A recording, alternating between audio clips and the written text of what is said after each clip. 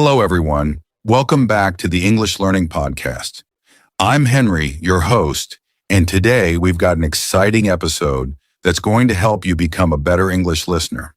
That's right, Henry. Hi, everyone. I'm Sarah, and today we're tackling a big challenge that many English learners face, understanding fast English. Have you ever listened to a native speaker and thought, wow, that was too fast? I didn't catch a single word. If so, don't worry. You're not alone. Absolutely. Native speakers often speak quickly, connect words, and even drop sounds, making it tough for learners to follow. But don't worry, in this episode, we're going to break it all down and give you practical tips to help you understand fast English like a pro. We'll talk about why fast English is so tricky, share key strategies to improve your listening, and even do a fun exercise to train your ears. So stay with us till the end and let's get started. All right, now let's dive into the big question. Why is fast English so difficult to understand? Sarah, what do you think is the biggest challenge for learners? Oh, there are so many, but I'd say one of the biggest challenges is connected speech. Native speakers don't pronounce every word separately.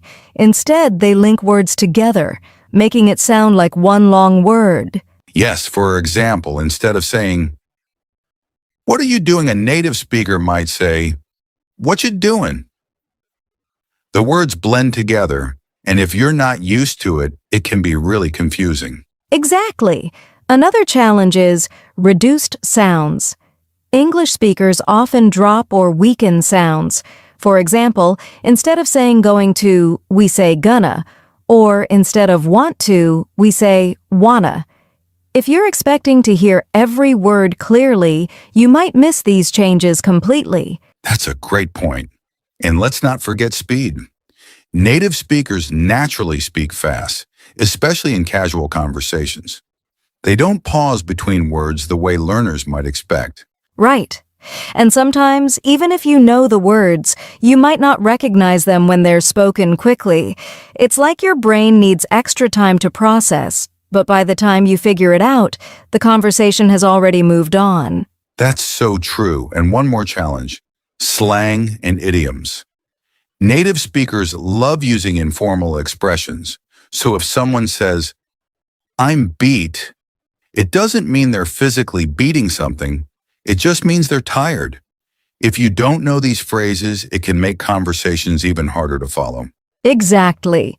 So, in summary, the 4 big challenges are: 1. Connected speech words blend together.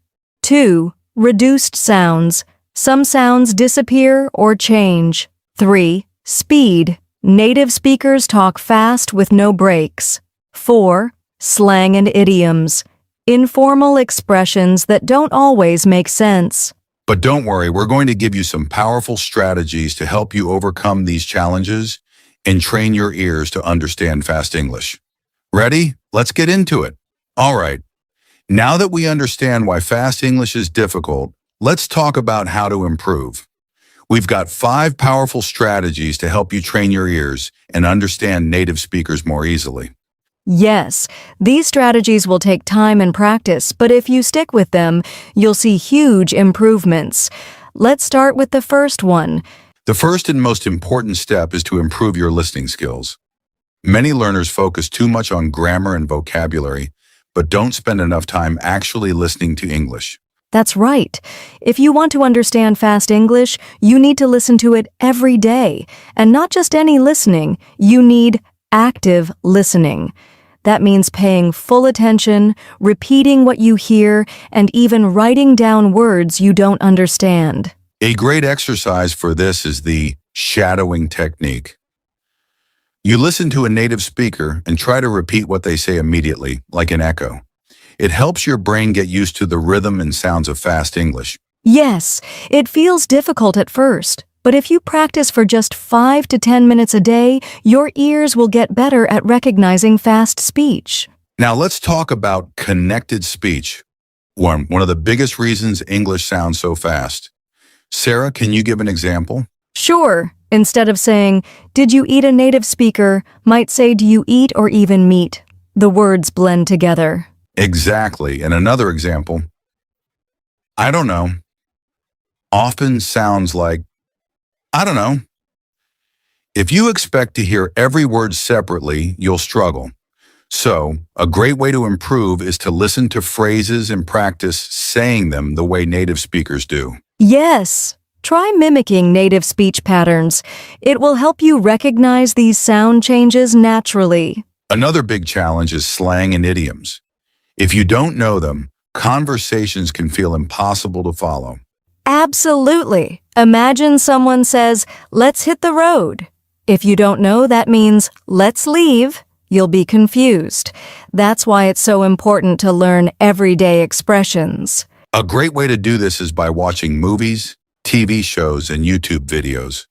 Write down new phrases, look them up, and practice using them yourself. Yes, and don't just memorize the words. Try to use them in real life. That way they'll become part of your natural understanding. Now let's talk about a strategy that can save you when you don't understand everything. Using context clues. Right. When you don't catch a word, don't panic. Instead, focus on the whole sentence. The meaning is often clear from the situation. For example, if someone says, "I'm starving," and they're looking at a menu, you can guess it means, "I'm very hungry," even if you didn't understand the word starving.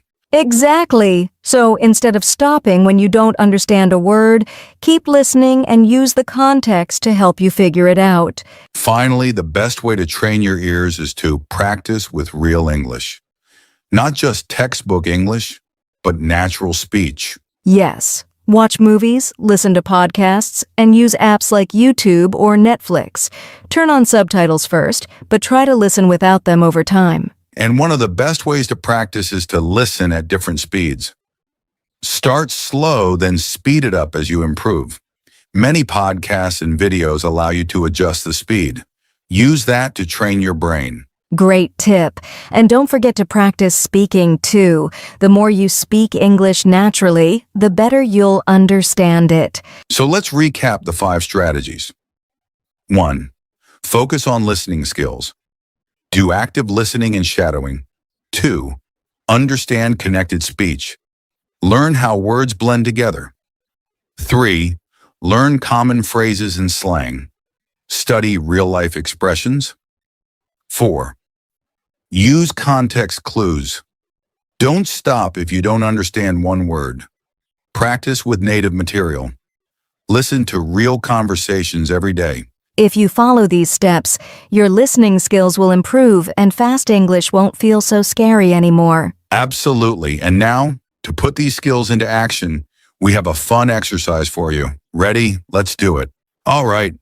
Now that we've covered the key strategies, it's time for some practical exercises to help you train your ears and understand fast English better. Sarah, what's the first exercise? The first exercise is a short listening challenge. I'm going to say a sentence at a normal speed, just like a native speaker would. Your job is to listen carefully and try to catch what I say.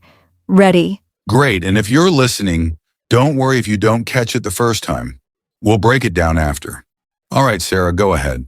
Gonna grab some coffee, wanna come? All right, did you catch that? If not, don't worry. Let's break it down. Sarah, say it again, but more slowly. I'm going to grab some coffee. Do you wanna come? See how the words change? Going to became gonna. Do you want to became wanna. Yes, this is why fast English sounds different from written English. Native speakers naturally connect and reduce sounds. All right, let's try one more. Sarah, give us another fast sentence. Do you know where the nearest subway station is? Now let's slow it down. Do you know where the nearest subway station is? See the words do you became do and the rhythm change. This is why practicing with fast, natural speech is so important. All right, now let's try the shadowing technique. This is where you repeat what you hear immediately after listening. It helps you get used to the flow of fast English. Yes, so I'll say a sentence, and you, our listeners, try to repeat it right away. Ready? Let's go. Sarah, give us a sentence. I've got to run. Talk to you later. Now you repeat. Great. Now let's slow it down. I have got to becomes I've got to talk to you sounds like talk to ya. Try again at full speed. Awesome. The more you practice, the easier it gets. All right, now let's practice using context clues. I'll say a sentence with a difficult word, and you try to guess the meaning based on the rest of the sentence. Sounds fun.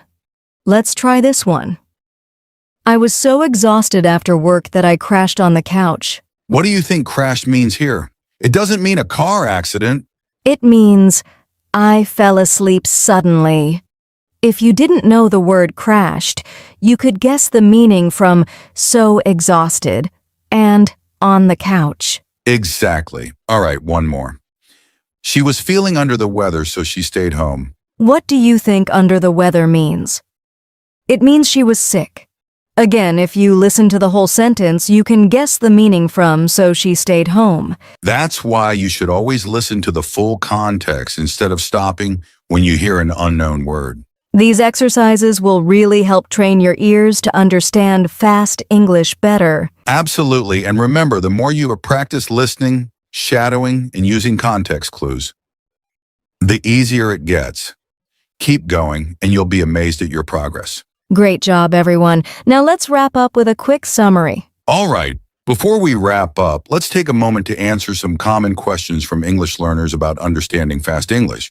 Yes, we've collected a few questions from our listeners, and we'll also share some great tips from English learners just like you.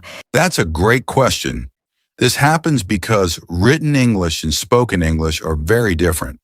When we read, we see every word clearly, but when we listen, words are spoken quickly, connected, and sometimes even reduced. Exactly. The solution? Listen more. Try listening to audiobooks while reading the text, or watch movies with subtitles, then rematch without them. Your brain needs to get used to hearing English naturally. Nope. Don't stress about understanding every single word. Native speakers don't listen that way either. That's true. Instead, focus on the main idea of what's being said. Even if you miss a few words, you can usually understand the meaning from context. And remember, even native speakers sometimes ask, "Sorry, can you repeat that?" So don't be afraid to do the same. Now, let's hear some tips from other English learners. One listener, Marco from Brazil, said, I started watching TV shows in English without subtitles. At first it was hard, but after a few weeks, I got used to it. That's a great tip. Watching without subtitles trains your brain to listen more carefully. And here's another tip from Aisha in Egypt. She said, I listened to the same podcast episode 3 times, first with subtitles, then without, and finally, I try to repeat what I hear. That's an amazing method. Repetition helps your brain recognize sounds more easily. So remember, listen daily, focus on the main idea, and don't worry about understanding everything perfectly. Great advice. And if you have more questions or tips, send us a message. We'd love to hear from you. All right, now let's wrap up with a quick summary of today's episode. Wow, what a great episode. Today we talked about why fast English is difficult, shared key strategies to improve, and even practiced with some fun exercises. Yes. Let's quickly recap what we learned today. Fast English is tricky because of connected speech, reduced sounds, speed, and slang. To improve, practice listening daily, use shadowing, learn common phrases, rely on context clues, and expose yourself to real spoken English. Exercises like listening challenges, shadowing, and using context clues can help train your ears to understand native speakers better. And remember, understanding fast English, takes time and practice. So don't give up. The more you listen and practice, the easier it gets. That's right. And if you enjoyed this episode, make sure to now subscribe us to the podcast and share it with a friend who's learning English too. Also, let us know, what's the biggest challenge you face when listening to fast English? Leave a comment or send us a message, and we might answer it in a future episode. Thanks for listening, and we'll see you in the next episode of the English Learning Podcast. Bye for now, and happy learning.